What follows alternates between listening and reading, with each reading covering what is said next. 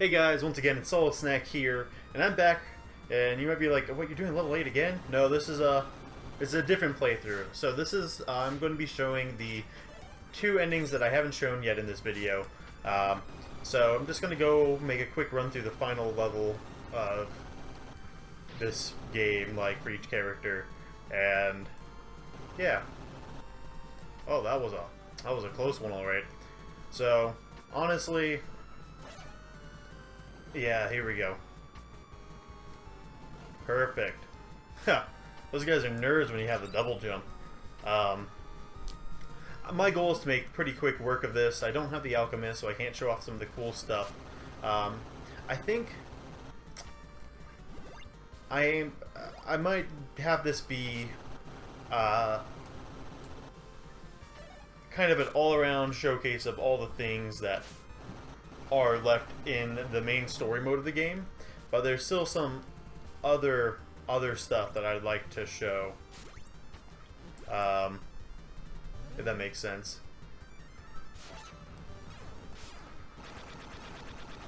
Two, three, there we go. Other stuff. I'm so smart. Oh, sweet, got that double hit. So, let's just go on with this level once again, and oh, I'm playing in casual mode, so you might notice a couple of nice casual mode things, such as you take, I think it's pretty much assumed that you take one less damage from everything, which is nice. Another thing is that you take much less knockback. However, you know, getting hit in the air will still cancel any momentum you have. So if you're playing in casual mode, you still can't be completely complacent about everything that you do.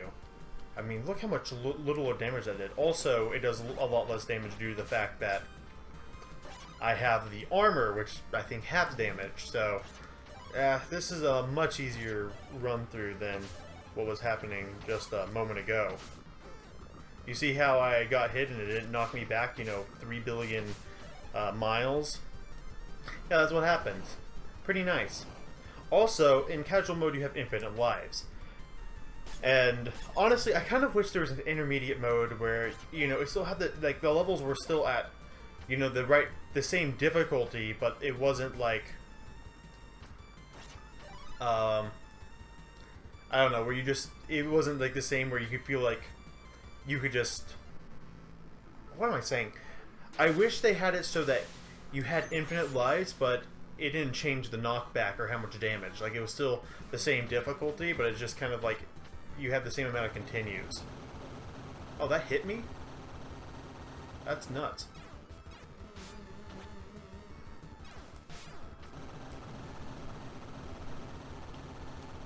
Nothing hit me there? That's nuts.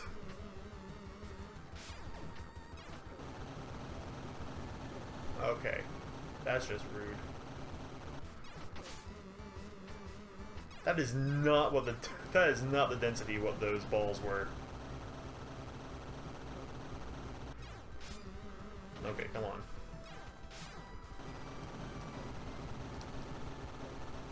I just want to wail on him. Here. I just want this done. Come on. How much health? Oh, I am playing on ultimate mode, so bosses have more health. And that's fine. Like, you can take so much more damage. You don't have to care nearly as much when you have the armor. Like, I never really thought about how much of a difference that actually makes, but it makes a pretty huge one. Yeah, I just wanted for a second there was like, is my audio recording? And it was. So if you heard a click just then, that's why. Okay. And it's also nice because you can just hit him from any angle. Well, her, I guess. It is a... Oh, that's a nice way to dodge it. And you can also just wail on her from all angles, you know?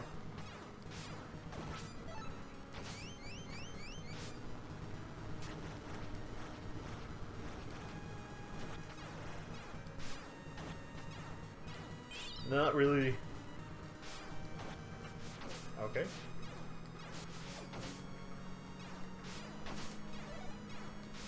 Oh, that's crazy. So I'm doing a really poor job right now because I'm getting overzealous.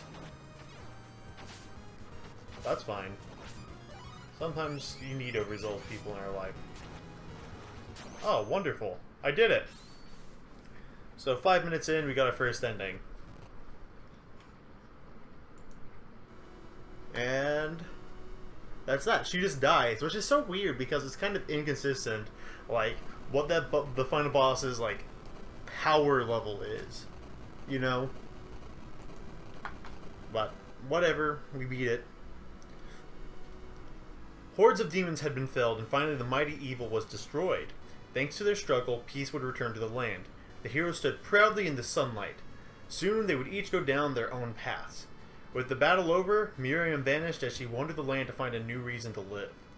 Having quelled the demonic threat, Gebel, now filled with demonic power, disappeared once more into the void. Zangetsu had slain the archdemon, yet his heart still ached. In the midst of battle, he had felt uneasy. Remery, the demon he had defeated, felt to him little more than a shadow. Another fated night, where Zangetsu's crimson blade would flash in the moonlight, was all but certain. The end.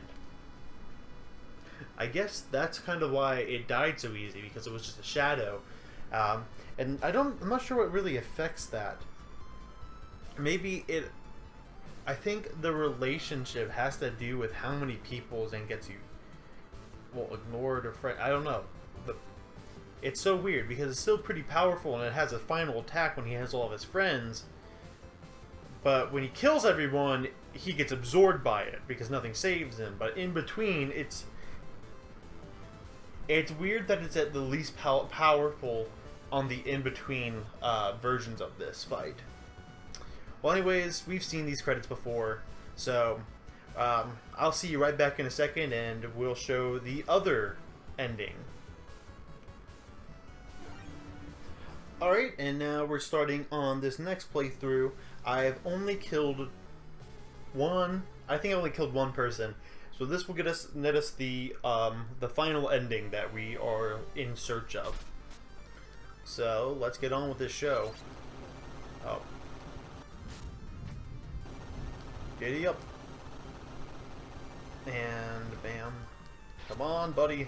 We got places to go.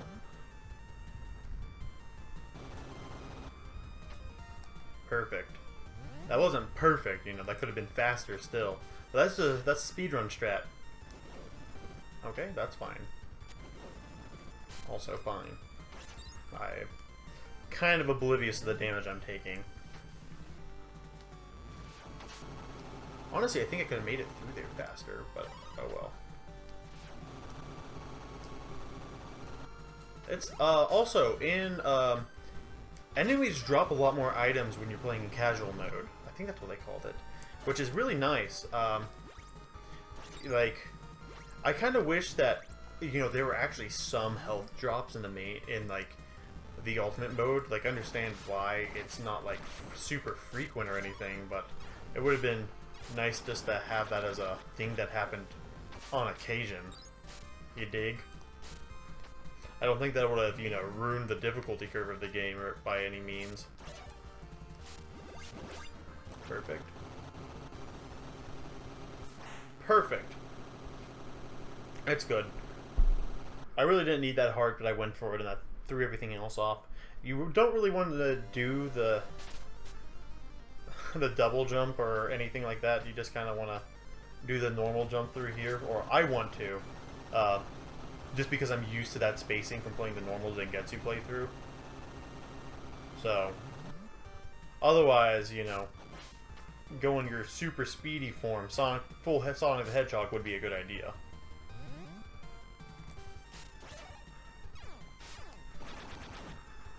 I was hoping to get the double hit.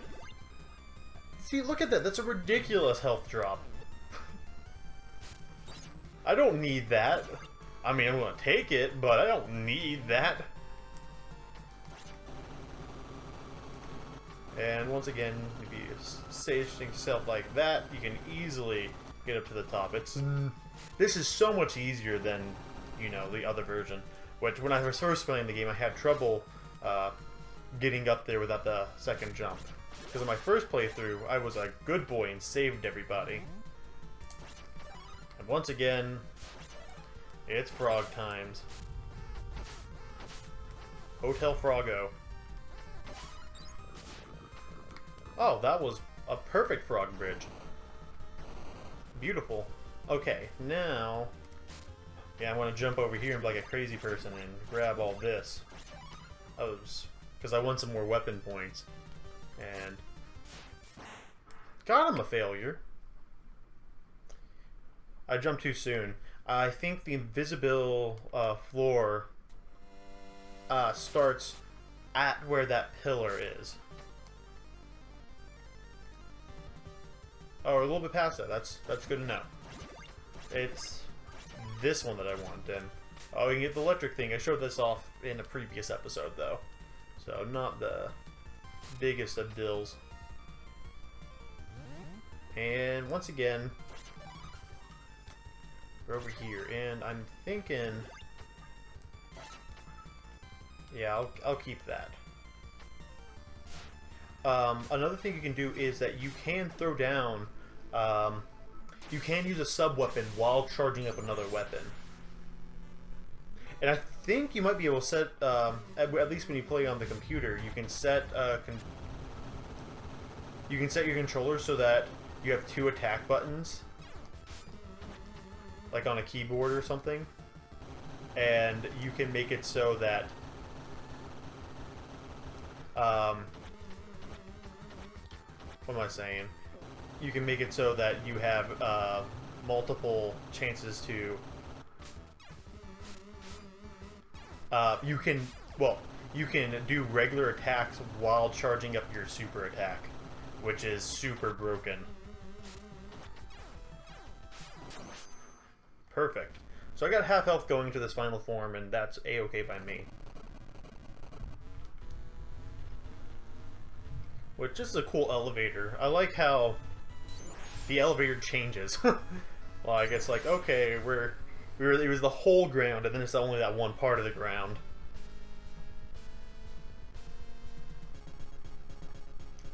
Alright, this is the second to last time we're fighting this boss, because it's still boss rush mode. So, let's keep on going with this. Alright. Perfect. These move faster too this time, so you gotta be a little bit more careful.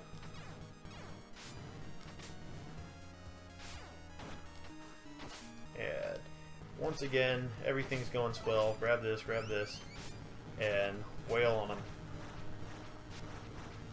Perfect. Oh, come on.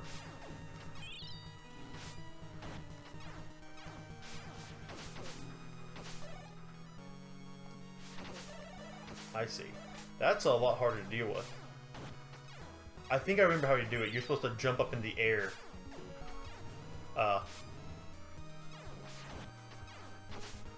And before they come down. Up, get on there. Okay. That's fine. Okay, got that hit. I think I did it. Perfect. Oh, I thought I was already charging. I was charging a different attack. That's crazy. And she's dead. Or something. Yeah, because he had to do the charge attack when he's killed people, like at all.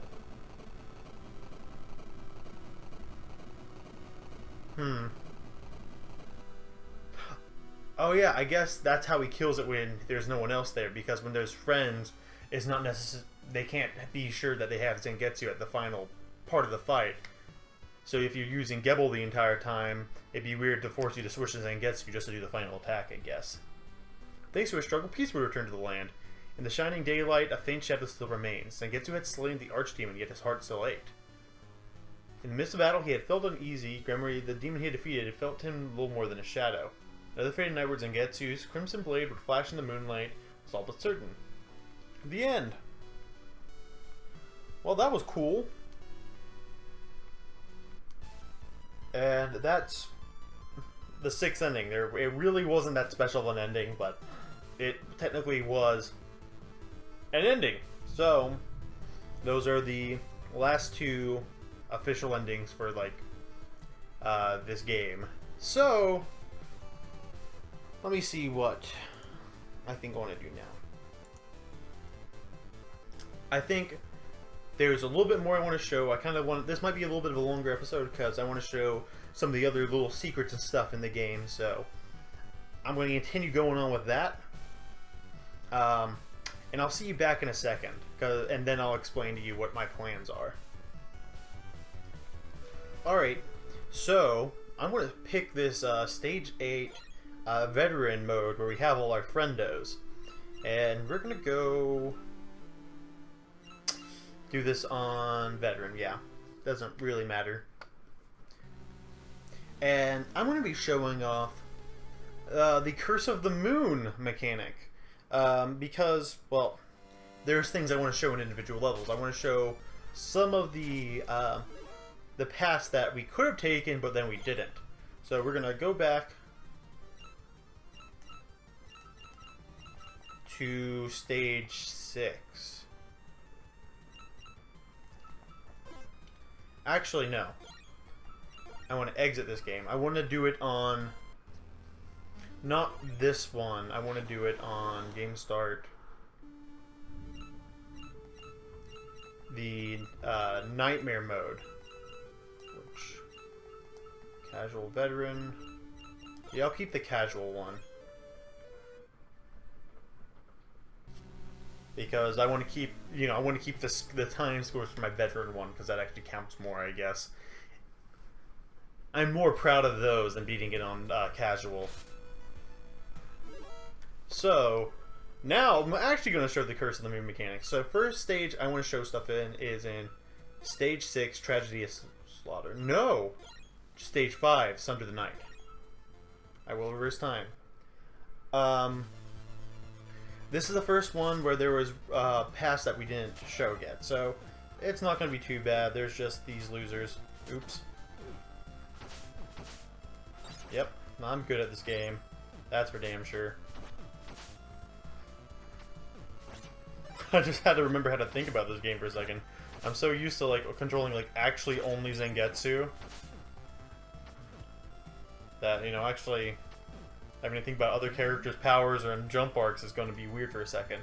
So this path, I'm not sure if I showed it. It's not that big of a deal. It's literally just two of these guys popping in for a hot minute and being like, "Hey, we're a thing." And it's a part of the, actually, it's a part of the ship deck that doesn't have wind on it. So that's interesting. But really, it's just a room that you have to go to if you don't want to, I don't know. I really don't think I did show this room. I mean, I've always just skipped it. It's not a difficult room. There's just that path with the, you know, jump on the treasure boxes down below. Alright, yeah, little wispy boy, you want to sass me some more? Perfect. Alright, I'm just going to ignore that one. Now, we go down here. And, oh, we all remember this.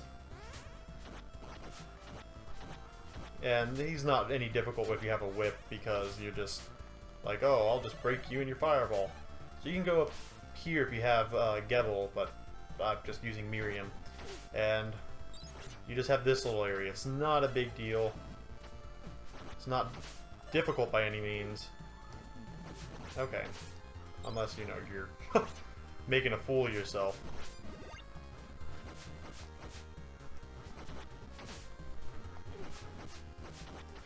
Okay, that's fine.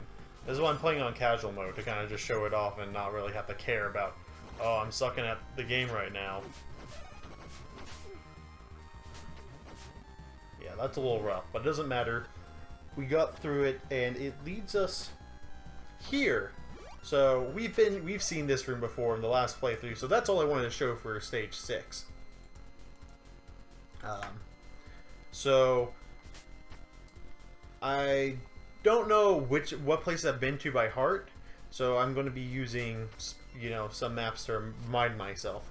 So if you think I'm like don't think I'm some sort of genius that's like going big brain mode on you. So I'll be right back in a second, so I can get to the next stage where I wanted to show something off. Alright. I want to go back to stage 4, Blasphemy unto Heaven. Do do do do. I really like that song. So, this one, there's 2 special things I wanted to show in this area. And it's not crazy big of a deal, but it's whatever, man. So here we go. Right, pardon me. Kill this guy, and this guy, maybe this guy, and we're good. So jump over here. As I pointed out last time I was here, when we get up this staircase, we can break this, and you could slide through there. I don't want to do that, however. I want to continue up here, and... Ooh. I guess there's technically 2 places I haven't shown. I haven't shown going through this way only. I'll do this first, and then I'll like get to the end and kill myself. Or I have. I don't know. This looks so similar to another room, so it's kind of like... Yeah, no, I don't think I have, actually. It's weird how many like places in this game look so similar to each other. Especially these tower, like any vertical section with these axe dudes, you know, it's kind of not the most differentiating, you know. So if we go through that door, we'll be here, which is nice and all, but I have to show something in an alternate path too. So I'll get back up to the point where I needed to be. Oh, well, that's fine. Curse of the Moon. Can I curse the moon at the beginning of this stage? Oh, I totally can. That's awesome. Alright, be right back. So once again, we're in this room, and we go out through this old way that we remember from the last time I was playing. And take care of these losers. Oh, I'm slightly out of reach of that guy, but whatever, it doesn't matter. And skip this guy, it doesn't matter. Haha! These guys ain't got nothing on me. You fired too early, Sonny. I wasn't climbing those stairs. So here, this is what we want. Huh.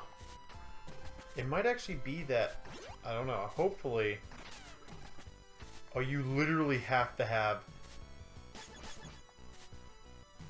Maybe not.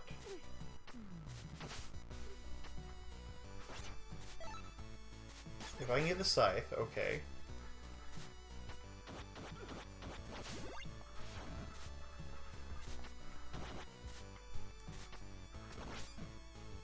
Huh, that's upsetting. Okay. I'm gonna have to come back here in the account with Zangetsu then, because that's necessary for this. Well, anyway, I guess since I have to do that again anyways, I'm just gonna go back and go to the next level that I need to do stuff in, because I'm gonna have to return here anyways. And that one is, I'm pretty sure, stage 3. Yeah, there's just a tiny little path that I have not taken before. The Brilliant Void. So let's get our show on the road. And I think, yeah. I know where this is. Oh, well, that doesn't work very well. This one is pretty early into the level, so it's not that big of a deal. So it's kind of going through the straight path of the level. And pardon me, sir. Oh, that was nice. Oops. Whatever. And okay, I thought that would hit the cat too, but whatever, man. Normally I'd be like, oh, we take this shortcut. Nope, not today, homies. We're going through here, and we remember this nice little sand area. We just gotta force our way through. And it'll be fine. And once we get to the end, we use Miriam. And those guys explode. That's it. And it's really not that big of a shortcut. It's like pretty lackluster, honestly.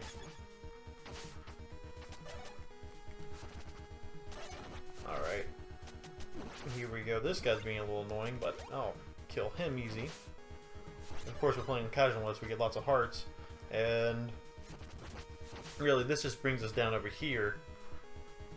And we're in a whole new place. Where we can either go forward or go down. And going forward, it just loops us to where we would go down to. So it's not that big of a deal. So we're going to go down, and we got to deal with this little area. But this is totally not anything that we haven't dealt with before. I think, yeah, I'll take that. Always take something that's not the knife. That's for sure. See, and that was a pretty easy area to go through. And it pops us right here. The shortcut would have taken us here.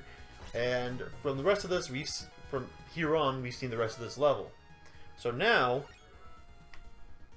I'm going to backtrack, Curse of the Moon style, to good old Frigid Hell. You know, my favorite level. And there's just one little area here that I have not shown. And then we'll go back to in a different save file to Chapter 4 again to show that.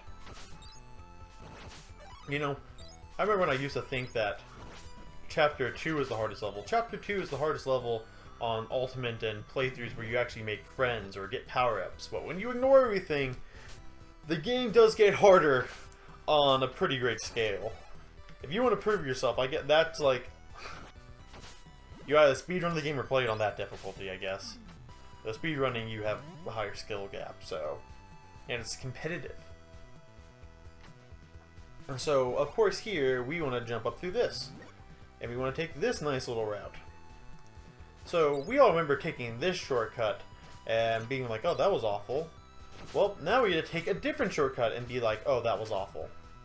I don't really know. I've never taken this shortcut before. So, we're going to see what awaits us. And I realized this last time that, hey, should I be able to go up through here? Oh, crazy. Is it not letting me...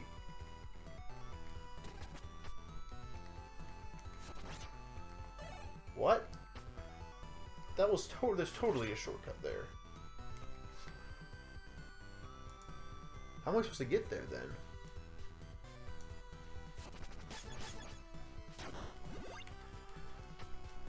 Well, there's that. That's pretty crazy. Oh, you have to freeze it. There we go, and then you can get through there. That's pretty crazy. Okay. Is there a nice little... Nope, of course not. So I need to go and get that thing down there, and hopefully they'll give me freeze power. Or else I'm going to have to do some backtracking. Of course, to make things a little quicker, use that little slidey boy right there. And I really do think this will have the freeze power in it. Yep. So I guess it's just that you can't go up to the waterfall because it's water that's moving too fast. Which makes sense to me. So freeze that boy, break that boy. Now we can go through there.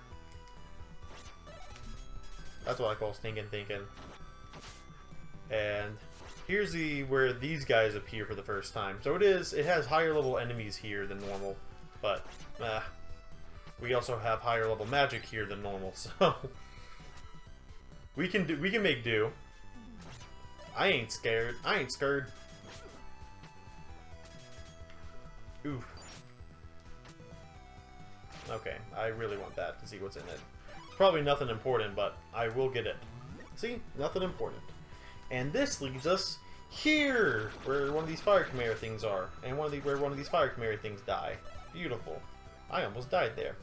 So, with that, that's, well, everything to show in that save file. Now I'm going to go back to, it's going to be about halfway through the point of level 4 on my, well, we'll be back where we met where you saw me trying to get to that place at, in the normal veteran mode on ultimate mode. Is that normal mode? Alright, we're back over here. So as you see here, I can charge my slash and break that. And then, you know, there's a little hole in the wall. And where does this go? It gives us magic, and it's where you get the lightning bolt power for this level. It's the only way to get it, and it's kind of really out of the way and not worth it. So, I guess since this is really the last thing I want to show in this episode, I might as well just go the full distance and really show it off. Here we go. And I gotta walk into that. That's pretty nice. Oh, that's another new discovery. Huh. Well, that's what happens when that's what you do when you don't want to give a shit about what's happening right now.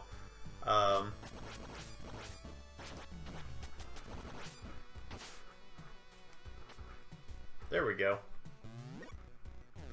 You know, I never really thought about using the knives, but they're not bad. They're just not, like, amazing. But they do cost very, very little weapon power, which is actually nice. So you can kind of just spam them and not have to give a shit sometimes. Now, for this room, I think I do want to jump over him. Yeah, get that. Run, jump, slash, there we go. I think is this technically a frog room? Yeah, it's like the easiest frog bridge in the game.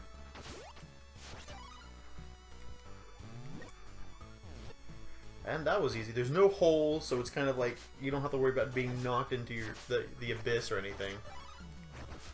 And now we want to go down here. And the only thing I haven't shown is this little area. Wowzers! Not really the most special thing.